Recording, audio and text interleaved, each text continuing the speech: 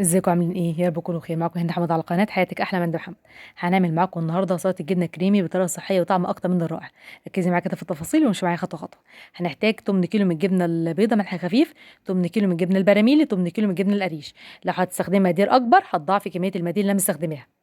هنحتاج طماطمايه كبيره متقطعه قطع، عدد 3 فلفلات، 2 فلفل رومي وسط، واحده خضراء واحده الوان متقطعه قطع، وفلفلايه احمر الوان صغيره متقطعه قطع. لو مش متواجده يبقى نص فلفلايه احمر الوان كبيره متقطعه قطع. معلقتين كبار من لبن الحليب، او تمن فنجان صغير من اللبن. عصير نص ليمونه، معلقه صغيره طحينه، سواء طحينه خام او طحينه جاهزه. انا مستخدمه طحينه جاهزه. كده مقاديرك قدامك. يلا بينا يلا بينا نبدا في الوصفه. يلا.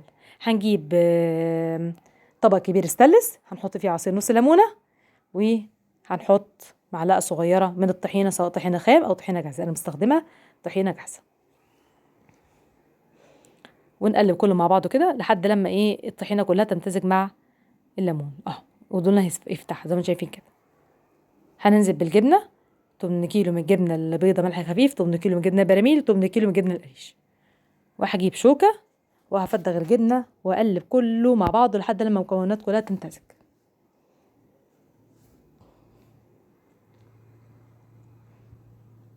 هنحط معلقتين كبار من اللبن الحليب، لو مش متواجد لبن حليب نفس كميه اللبن ميه، وتحطي عليها معلقه صغيره لبن بودره وتدوبيهم وتحطيهم على الجبنه.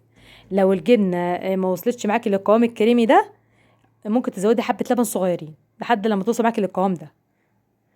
انا ده القوام اللي انا عايزاه، تبقى كده كريمي كده سهله الفرد. حطينا الخضار، هنقلب كله مع بعضه. ممكن برضو تزودي كميه الخضار عن كده، ده حسب راحتك، بس انا مستخدمه كل المقادير كلها مظبوطه. ده شكلها بعد التقديم. ان شاء الله تجربوها تعجبكم. ممكن تزودي عليها معلقه صغيره زيت زيتون لو انت بتحبي طعم زيت زيتون، بتدي برضو الوصفه طعم حلو. ان شاء الله تجربوها وتعجبكم. طعمها رائع، معموله بطريقه صحيه، وده اجمل حاجه. لو عجبك الوصفه لايك واشترك في القناه، ويا ريت تدعموني بالاشتراك. والسلام عليكم ورحمه الله وبركاته.